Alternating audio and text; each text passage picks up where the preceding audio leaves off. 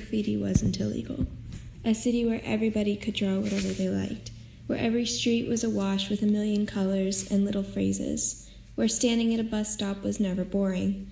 A city that felt like a party where everyone was invited, not just the estate agents and barons of big businesses. Imagine a city like that, and stop leaning against the wall. It's wet. Okay, so tonight we're going to go a completely different route and talk about an artist that is still alive, talk about an art form that is completely different than any of our previous featured artists/artworks, and talk about an artist whose identity remains unknown. But first, iTunes reviews. There are still none, and I know iTunes reviews are really not a big deal. My favorite podcast is world famous and only has 12 iTunes reviews, but they do help get more publicity for the podcast, and that helps me, and it helps you guys too, because fellow listeners will be able to find the podcast easier as iTunes will recommend it for more listeners. So if you have a kind word that you'd like to leave or a rating, go ahead and sign into iTunes and drop a review. People always think they can only leave bad reviews, but if you have positive feedback that you'd like to include, that would be amazing. And second, as my best friend knows, this probably was the hardest week of thinking of a topic, because I have so many ideas, but I have so many ideas that I don't want to do any of them, because I always think that, I'll do them later on, and I'm saving ideas, I guess. So the reason it took me so long to come up with a topic was art memes. They're beautiful. I love them. I always type in art history, and the first thing that comes up is art history memes, and then 2 hours later I'm still laughing, and I'm on my third beer, and I'm like, oh my god, this is so funny and so relatable. Art memes really are designed for a specific audience, and that audience is definitely me. And last but not least, since this is our 5th episode, I cannot believe that, by the way, 5 episodes without the world imploding. Dedication, Emma, proves I can finish some things, or at least continue some things. Since this is our 5th episode, I will be able to upload to Spotify this week, so hopefully Spotify likes my stuff, and this podcast episode and previous episodes will be available on Spotify for all my lovely listeners. And without further announcements and begging for art memes, I'm going to reveal tonight's topic. In case you haven't guessed, based off those 3 clues, an artist that's still alive, completely different art form, and unknown identity, it's Banksy. And why are we going to talk about Banksy? Because, as my notes that I took while FaceTiming and looking at art memes so adequately put, it's a movement.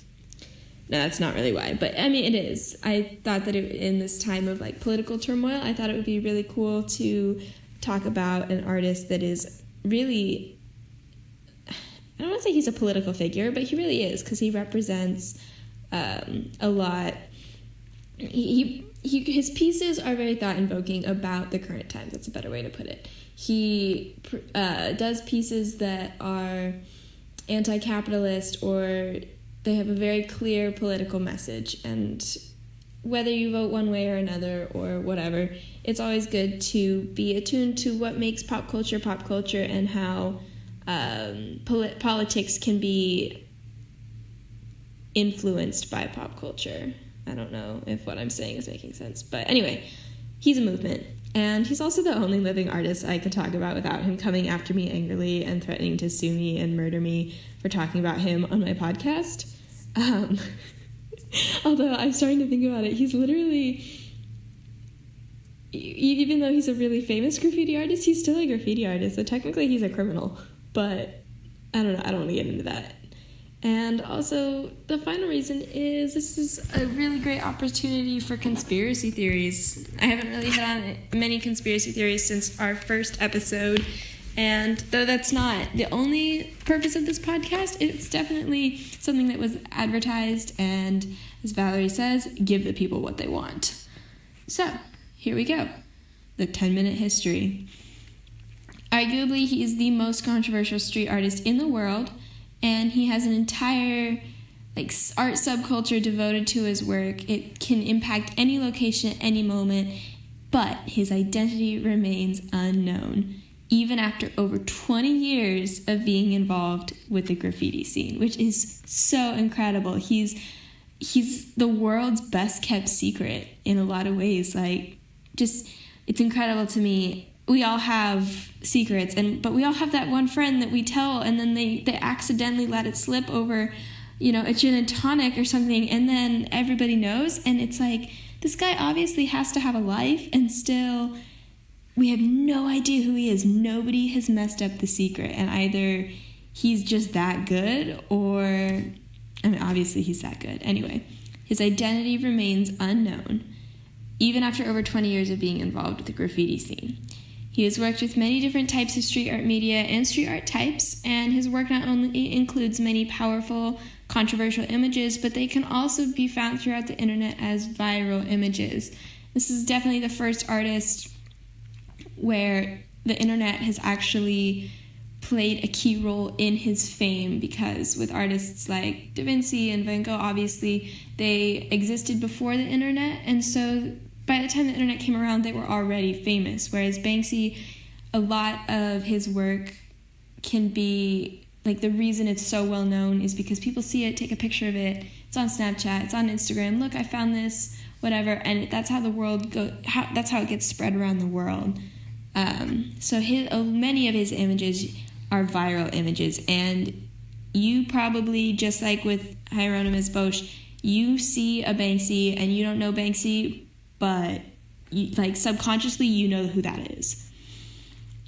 Anyway, even though we don't know anything about him, because his identity remains unknown, there's a bit that we can kind of assume. People have been able to piece together this very, very blurry picture of who Banksy may be.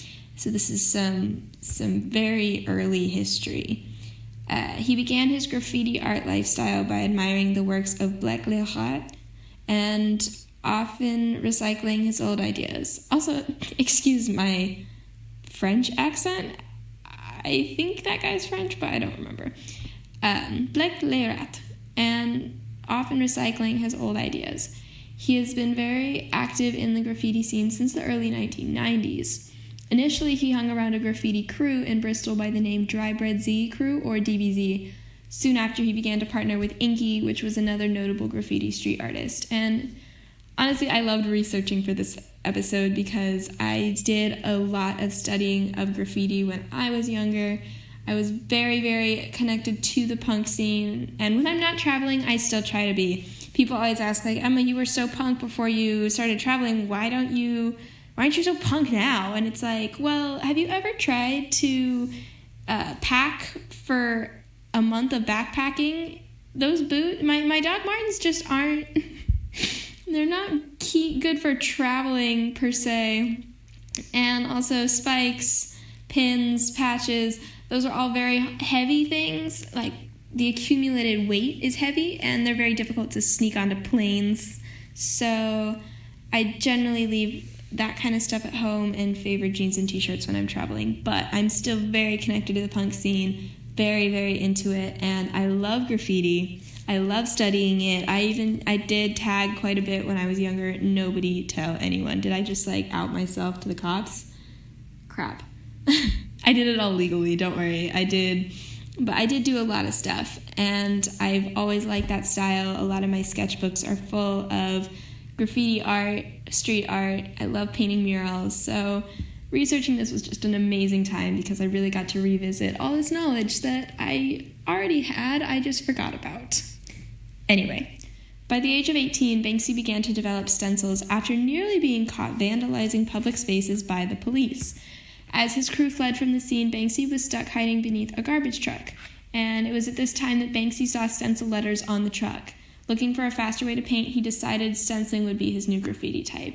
And I found this direct quote from Banksy himself that told the story, and I decided I'd include it. So, from Banksy, "Once I spent the night trying to paint the phrase late night in big, bubble-shaped silver letters on the side of a passenger train. The British transport police showed up, and I tore myself to shreds running through a sticker bush trying to escape. My friends made it to the car and drove off, and I had to spend an hour hiding under a garbage truck that leaked motor oil all over me. While I lay there listening to the cops on the tracks, I realized that I needed a way to cut down my painting time or else quit. I was looking at a stenciled number painted on a fuel tank, and I figured that I could copy the technique and make each letter 3 feet tall. In terms of technique, he had said that he uses whatever is needed. Sometimes that means painting a mustache on a girl in an advertisement, and sometimes it means sweating for days over an intricate drawing. Efficiency is key. So he originally started, just to recap, he originally started in 1994 as a Bristol collective working with a crew. He was a member of the Bristol collective, And his work was much more traditional and closer to old school graffiti type before he had that revelation sitting under the garbage truck and the stencils came to be. And that would be the most common form of street art that he uses are these stencils. And they are often in the form of multi-layered stenciled. And if you've ever watched those time-lapse videos on Instagram of the guys doing the multi-layer spray paint stencil paintings, they're so freaking cool. I think that's probably something I'll definitely have to try. And anyway, he combines them with other media sources, such as spray paint. So he's obviously spray paint, stencils, and then he includes anything he could find in the streets, like street signs and other objects, to convey his message by crafting beautiful street art installations. His artwork is often satirical and combines dark humor with graffiti and also spread messages across art, philosophy, and politics. He's really, what I like about Banksy is he's really original, and he really does, they say his work conveys is often controversial and has a political message, and that's true. Some of my favorites of Banksy are Lenin wearing spikes, Winston Churchill with a green mohawk, Christ on the cross carrying grocery bags, and Queen Elizabeth II with the face of a chimpanzee. And these are all masterpieces of caricature, and a lot of his work also take these caricatures and combine. He really uses his surroundings, like if there's flowers growing in a crack on the wall or there's a pipe or something, he finds a way to incorporate it into the piece. And I really like that because it adds a 3-dimensional element to the pieces, and that's just it's really fun. It makes them fun to look at, and it really takes full command of the term street art. It's art on the street. By the early 2000s, Banksy relocated to London, where he began to gain notoriety and even worked on a series of international exhibits. Eventually, he decided to travel to Palestine and the West Bank, where he stenciled 9 images on the Bethlehem Wall. These images were an instant hit and virtually exploded on the internet. Again, there's this theme of the internet has helped publicize Banksy, because graffiti artists in the 1500s, the only people that saw their art would be the people walking back and forth every day. And though they had no way of taking a picture to show a friend, sharing it with anybody, unless they said, in passing, hey, I was walking up the alley and there's a thing, go look at it. And so word of mouth is effective, but it's not as effective. So again, this theme of the internet and people getting famous on the internet, Banksy is a prime example of this. At this time in the early 2000s, his silkscreen prints and stencil paintings were racking up record-breaking sales in storied art auctions such as Sotheby's and Bonhams of London. These successful sales officially broke him into the commercial business. In 2010, he became a successful author and filmmaker for the film Exit Through the Gift Shop. And to culminate the 10-minute history, very little is known about Banksy himself, as he refuses to be interviewed and keeps his identity carefully maintained. A world-renowned mystery man, Banksy has risen through the ranks to become one of the world's greatest street artists, partly by creating an urgency to understand his character. Street art fanatics are consistently satisfied with every piece of art he delivers, though he often leaves them wanting more. This tactic carries one's curiosity to explore a completely new perspective or idea, leaving his artistic creations to inspire beginning and advanced artists. And this inspiration is known as the Banksy effect. And if you've ever seen a Banksy and suddenly felt the need to go light a trash can on fire, you know what I'm talking about. Not literally light a trash can on fire, but you see art and you start thinking, and this thought starts spiraling, and you're like, all the possibilities, what's stopping me from being that way? And that's where the Banksy effect takes control. And it's really amazing. And again, I love the concept that he's this mystery guy where nobody knows who he is, and nobody even has any idea who he is. We're going to jump into, in a little bit later on in the episode, we're going to jump into the conspiracy theories of who people think he is, but none of them really, they're all just as possible as each other, but they're also, none of them are like, there's a 10% chance this is him, or there's a 100% chance this is him. They're all really not far-fetched, but kind of far-fetched. The media and his supporters have always questioned Banksy's identity due to a variety of identity claims. Most recently, many popular theories, including an entire newspaper publication, pointed his identity at being a Bristol native by the name of Robin Gunningham. If this theory holds true, it will allow even greater insight into the artistic world Banksy inhabits. What is more interesting is that he has managed to completely conceal his identity from his family. To this date, no Banksy identity claim has ever been definitive. So that kind of answers my question early on, if like his friends and family know and they're just really good at secret keeping. So apparently nobody knows. And that's so cool. Can you imagine if like your uncle is Banksy and you just have no idea? It's crazy. Yeah, so as I was saying, no Banksy identity claim has ever been definitive. Honestly, I don't think I want to know, because I think even the concept of keeping the identity secret is sort of, that's the part of it, because if we knew who he was, the media would focus on him and not his work. So keeping the identity anonymous really turns the camera towards his art and towards his messages, and I definitely agree with that. So in summer of 2015, he organized a temporary art project called Dismaland, a dystopian theme park built in the seaside resort town of Weston-super-Mare in England. It was prepared in secret, and the project unveiled 10 new works by Banksy and pieces from 58 other artists. So that kind of concludes history up to the present day, more or less. And so now for the fun bits. There are so many conspiracy theories. And unfortunately, the closer you get to modern times, the less far-fetched conspiracy theories are, just because we have the internet, we have photographs, we have actual hard evidence, whereas if you're talking about somebody from the Middle Ages, there would be way more room to explore with your imagination, whereas here we have verifiable ways to prove or disprove a conspiracy theory.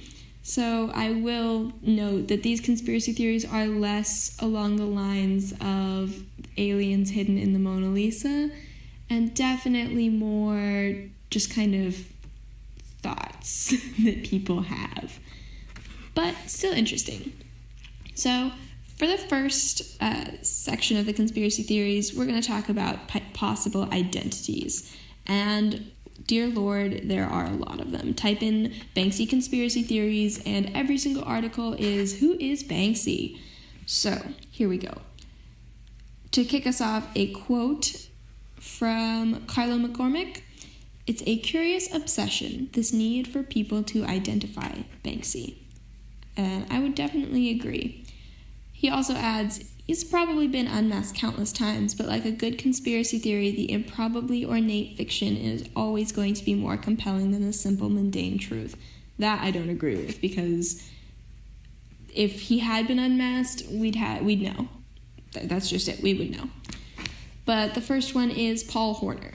In October 2014, an American news website claimed that a 35-year-old man named Paul Horner from Liverpool was identified as Banksy after he was tracked down by an anti-graffiti task force and arrested for vandalism, conspiracy, racketeering, and counterfeiting. Banksy's publicist Joe Brooks later denied that the artist had been arrested and confirmed that the source article was a hoax published by a satire website.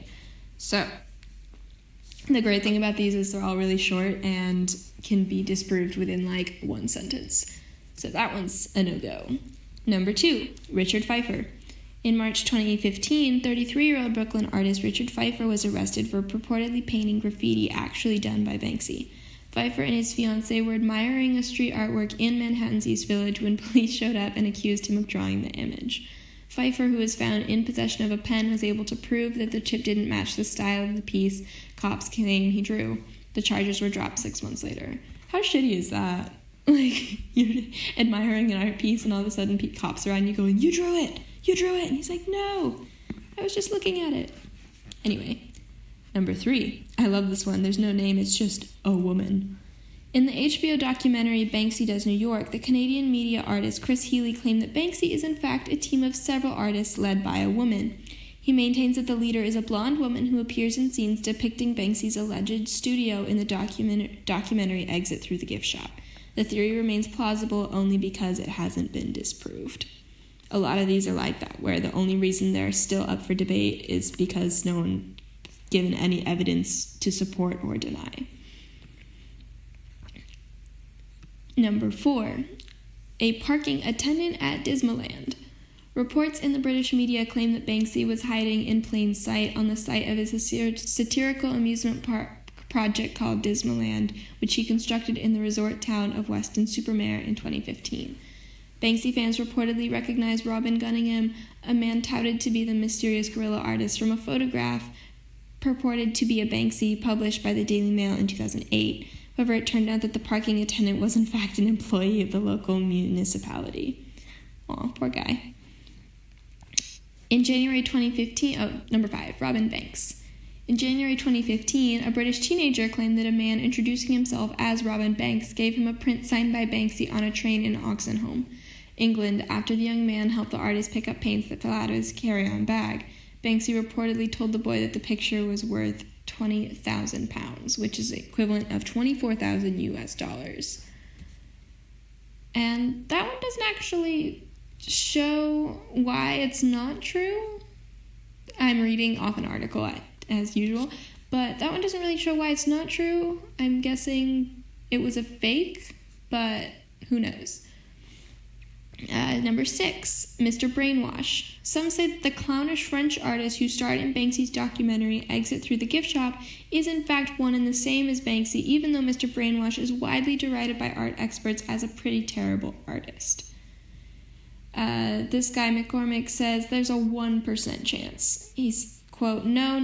It goes to show how damn ignorant most fans of street art are, that there could ever be any confusion made between the blundering stupidity of Mr. Braindead and the savvy radicalisms of Banksy. Apparently Mr. McCormick is a diehard Banksy fan.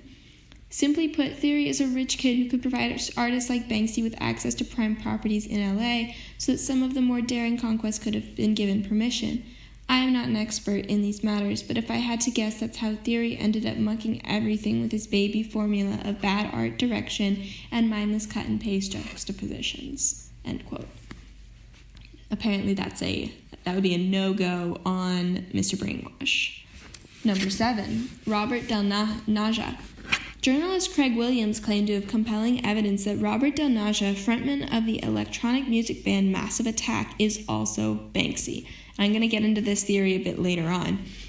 Williams claimed to have identified a correlation between cities where Massive Attack performed and where murals by the artists have turned up. Del Naja swiftly denied the report, saying that the rumors are greatly exaggerated. And McCormick's verdict is there's a 5% chance. Quote, this is really funny, and I've been confused with mates of mine before, so maybe understandable. No, it's not true, but it's a worthy reminder what a bunch of delinquent, ecstatic transgressors Massive Attack have always been, and how it was not so long ago that such subversive voices were carried through music before migrating more fully to visual culture. Number 8, graffiti artists in Australia.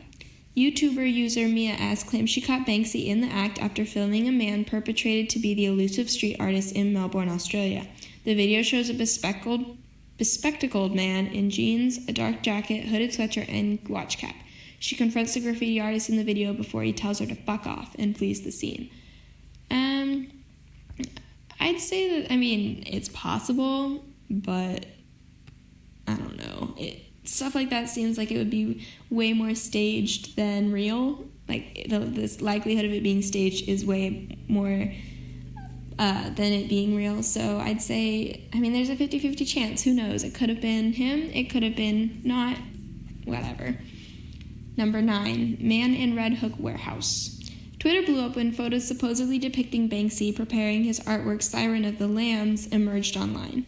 The photos showed 5 men arranging stuffed animals in a truck outside a warehouse in Red Hook, Brooklyn, leading to the intense speculation that one of the men standing next to the truck, who appeared to be giving orders, was the elusive artist. And McCormick gives this a 50% chance. He says that sightings are, of course, very different than identifications. They may, in fact, be legitimate, but they tell us no more than a Rorschach would. Merely the amplification of desire into sight. And I would definitely agree with that. Whenever there's like a person in question, everyone has sightings of the person, always. It's just what happens. And so I definitely say that this would be one of those where wishful thinking gets in the way and all of a sudden we're seeing Banksy everywhere. So number 10, Robin Gunningham. Criminologists at London Queen Mary University use a technique called geographic profiling to identify the street artist as Bristol resident Robin Gunningham. Geographic profiling is a sophisticated statistical analysis technique used in criminology to locate repeat offenders. The researchers look for a correlation between 140 artworks in London and Bristol attributed to Banksy and 10 commonly tutored names purported to be the elusive street artist. And I think that's incredibly creepy that they can do that, but so far that's the highest possibility would be that it's this guy, Robin Gunningham. I don't know, there's not much about him in any of the articles. In 2008, my personal favorite news source, the Daily Mail, concluded that Banksy was Gunningham, who a former classmate at an expensive private school said was really good at art. But there's really no evidence other than some of his earliest works appear near where Gunningham lived as a young man, and the roommate he lived with in his 20s later worked closely with Banksy. A lot of people he hung out with at the local pub knew him as Robin Banks, or Banksy. So, that could be. There is a little bit of evidence, but there's nothing, it's not like the guy wears a name tag, so we don't really know. There's also the idea that Banksy could be a group of artists.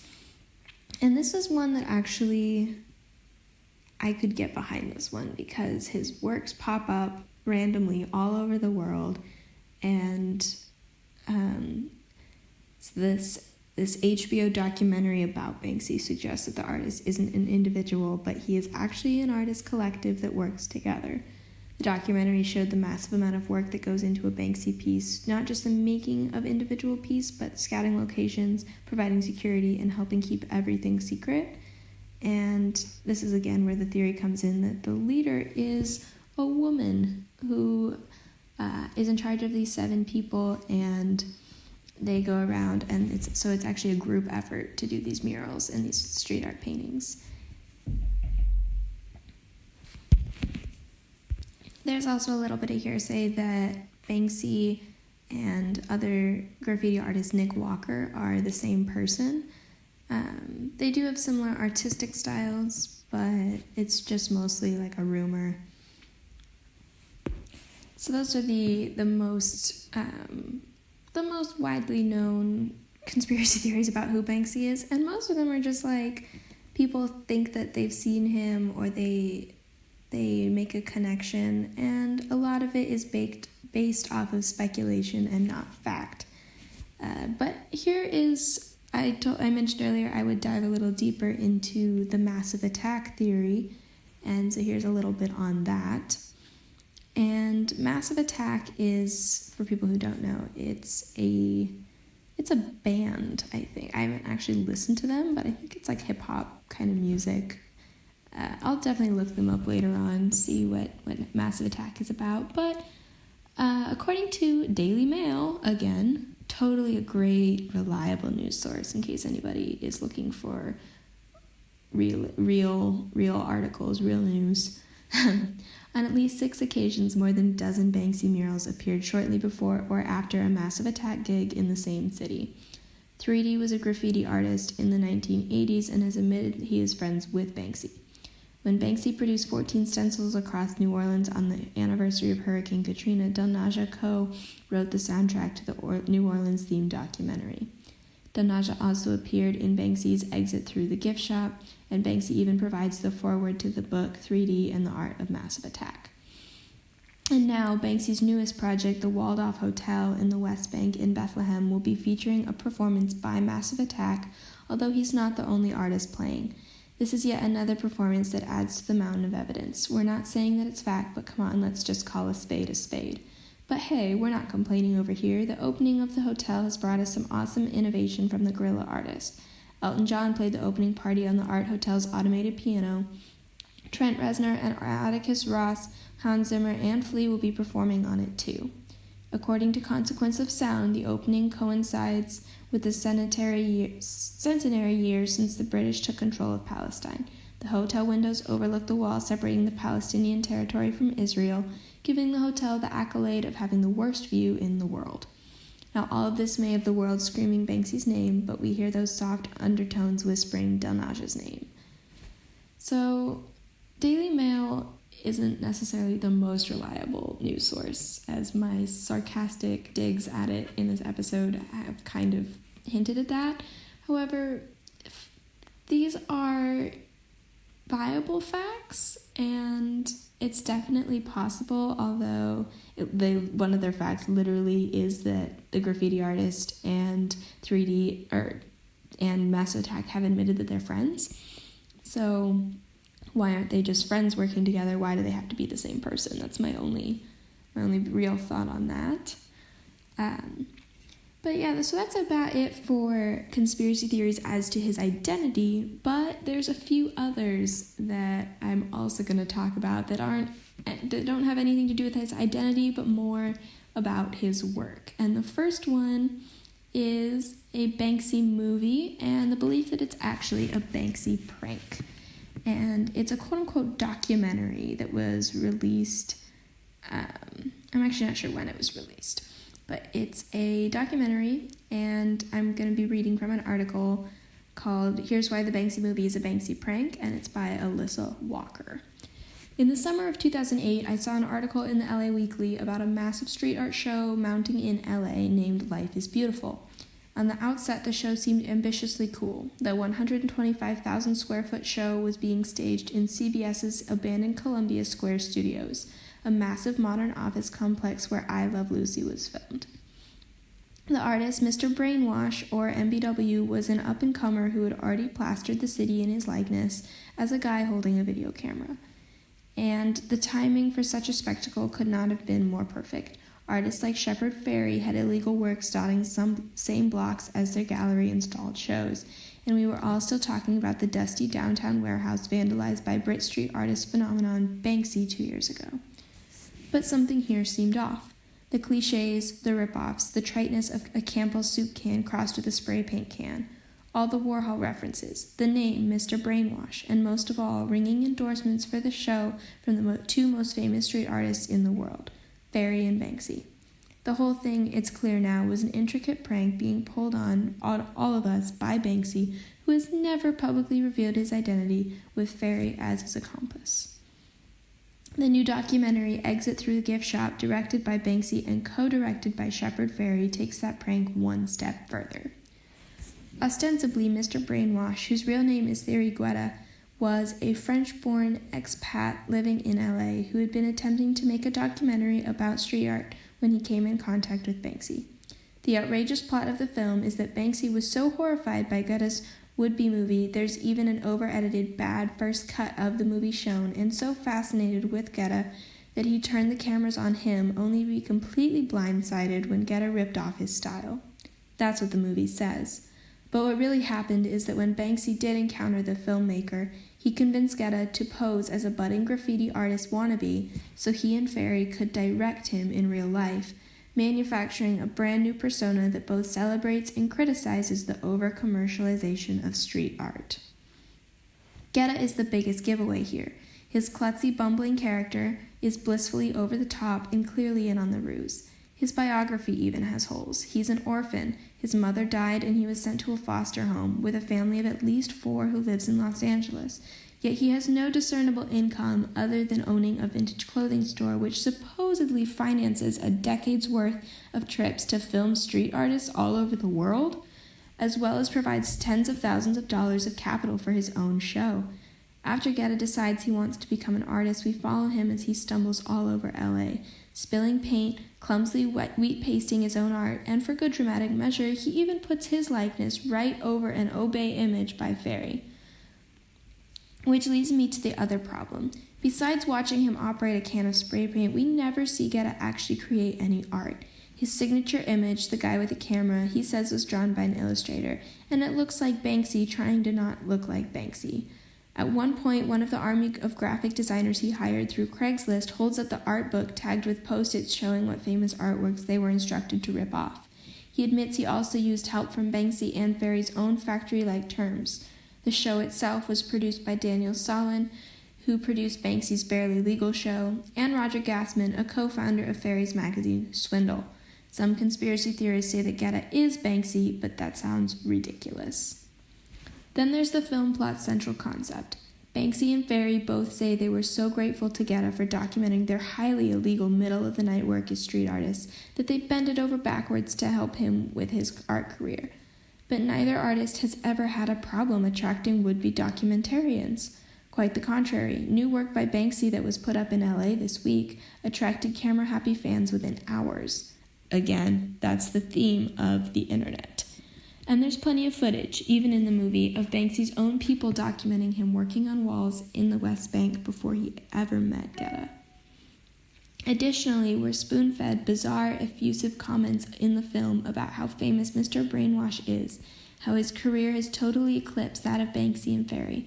This was echoed by Banksy in a recent email interview with the LA Weekly, which can be only read with tongue-in-cheek. I continue to find the rise of Mr. Brainwash absolutely fascinating. His art sells for roughly double what mine does these days. Banksy's Space Girl and Bird went for a little over $500,000. So Mr. Brainwash, an artist that most people have never heard of, makes work that goes for $1 million? As a straight documentary, this film is a snooze fest, an artist's love note to himself written in spray paint on a public wall. But Banksy isn't quite a straight-ahead kind of artist. He's a character, based on surprise and coyness, someone whose work catches us where we least expect it, hours after he's fled the scene. And as another of his ruses, exit through the gift shop is as fun and well conceived as the Banksy persona itself. Yes, I know that was a long article, but it does bring to light a lot of really interesting points, and I think if what she's saying is true and that the Banksy movie is a ploy by Banksy as a prank or whatnot, it does bring to light some interesting points, and one of them being that he's doing these things just to add to the mystery of him. Like, why would he make a really bad movie about an up-and-coming artist who's a terrible artist when he's such a great one? And why is he trying to sell, like, he's so interested in this guy? I think, in general, it's a mockery. Like, it's supposed to really show how the media influences us and how people jump on a bandwagon without knowing why they're jumping on a bandwagon. So thank you to Alyssa Walker for that article. The next conspiracy theory is that he stole his own print. And this one I really like because it is very current. This actually happened June 19th, so I don't know what the day, it's the 22nd. So this was only a few days ago. And an original print by street artist Banksy was taken from a Toronto exhibition last week. And it's really like this whodunit kind of chase that's going on right now because nobody really knows what's going on. But it's funny, you watch this video, they caught it on camera, and this guy literally just walks in, takes the print off the wall, and leaves. And this print is said to be worth over $35,000. And again, like, this guy literally just walked in and took it. He was dressed in rolled up jeans with a cap and jacket collar, so you can't identify him. And the people, the beautiful good people of Twitter have actually rallied together in the belief that Banksy stole his own painting. And there's something so, this is a tweet from Adrian Humphreys, there is something so kitschy and comical about the head-down, almost tiptoeing movement of the Banksy art thief that conspiracy theories of it being Banksy himself or part of a publicity stunt resonate. And that's true, the guy like tiptoes in, just takes it, and it does seem very Pink Panther. Banksy is an artist whose work attracts millions of dollars at auction, and so it does kind of seem odd that he would just steal his own work. Pest Control is an organization which authenticates all of Banksy's work, and they said, to set the record straight, we'd like to make it clear that this is a publicity stunt created by the organizers of the unauthorized and illegitimate traveling show. Every time their show opens in a different city, the organizers fabricate some ridiculous story to try and attract attention and sell tickets. And why are we so quick to point the finger at Banksy? And it's because his street sentinels may be scrawled on walls from Bristol to Melbourne, but he does like doing stunts. And his stunts are as famous, if not more so, than his street art. In 2006, he grabbed headlines by placing a live elephant in a living room at his Barely Legal exhibition to show how world poverty is ignored. The elephant in the room. In the same year, he placed a life-size replica of a Guantanamo Bay detainee in a Disneyland theme park to highlight the struggles of those in the camp. In 2013, he set up an unassuming street stall, among others, in New York's Central Park, selling signed original canvases for the small price of $60 apiece. Videos show passers-by ignoring the art, some of which have been estimated worth of $185,000. It's a painful viewing, so close to riches, yet so very far. Banksy has also taken his stunts to galleries. In 2006, he staged his own hang and run, where he surreptitiously placed his own pieces of art in 4 New York museums without being noticed by security. So perhaps another attempt to slip by gallery security would be no biggie. Not to mention the fact that he has in the past said, I think a museum is a bad place to look at art.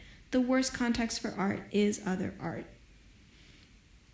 And I'd say that it could be a political statement because street art is for, the reason I've always loved street art is because it's for the people. You don't have to pay money to see it.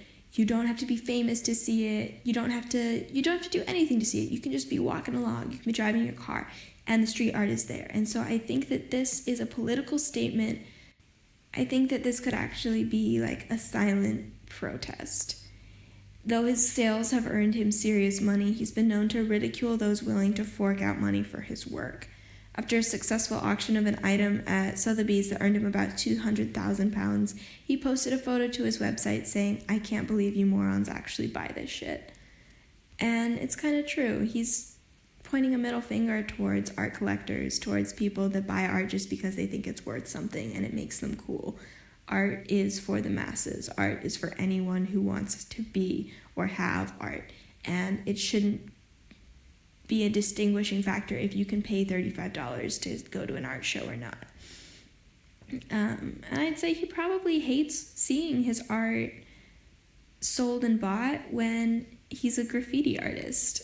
It must be kind of irritating. So the question is, could the theft be an act of retaliation? Realistically, there is no solid evidence that links Banksy to the incident, but it certainly has gotten people thinking more seriously about the wider meanings behind his work. and someone quietly walking away with a valuable piece certainly wouldn't be the weirdest art heist the world has ever seen. Maybe it was just him showing how shitty the security at the art show is. Who knows? So that concludes the conspiracy theory section of this episode, and I just have some closing thoughts about Banksy in general. I think he's a really great political figure in a lot of ways, because instead of just going on Twitter or going on Facebook and saying exactly how he feels, he just puts up these thought-provoking images throughout cities, and you see him on your way to work, and you see him walking along, and you happen to buy them on accident even, and you start thinking about it. And I think that that's the most effective way to get people thinking, and it's the most effective way to get things done, is you plant the seeds of an idea, and those seeds grow in the minds of the individuals involved. And I think that that's really, really important. I'm a huge Banksy fan. I'm a huge fan of anything that challenges social norms, that challenges the way we think, the way we go about our lives. So those are all definitely good things. And I just have like that one question that I'm always left with. I always have a question when I'm done researching, and I was really like stuck on, if we found out his identity, would he be arrested? Because technically what he's doing is vandalism. I mean, it's really cool vandalism, and he's famous for it, but wouldn't he still be arrested because it's still technically illegal? I don't know, when you get to a certain point of fame, are you suddenly like above the law? I don't know. But if anybody has any answers for me on that, you can feel free to contact me and let me know your thoughts. Thank you guys for listening to this episode. If you like this podcast, you can check us out on iTunes, Podbean, and now hopefully on Spotify. Please share the podcast with your family and friends. I've actually found that even though I work with social media and whatnot, the most effective way that people have been finding the podcast is people telling them about it. And that's really great. I've gotten a load of new listeners this week, and I'm really happy about that. So yeah, follow us on Twitter, Art Uncensored PC, Facebook and Instagram, Art Uncensored Podcast, or send us an email, artuncensoredpodcast@gmail.com. If you'd like to check me out, you can check out my Instagram, use Paintwater, or I think that's about it. My website, www.everythinginvinyl.com. If you like the music, check out Ben Dougherty. A link to his Soundcloud is in the description of this episode. He's definitely a very talented musician, and I appreciate him for doing the one bit of the podcast that I could not do, the music. All other credits go to me and the writers of the articles that I used as sources for this episode. Thank you guys. Have a fantastic rest of your day, night, afternoon, whatever's going on. Have a good one.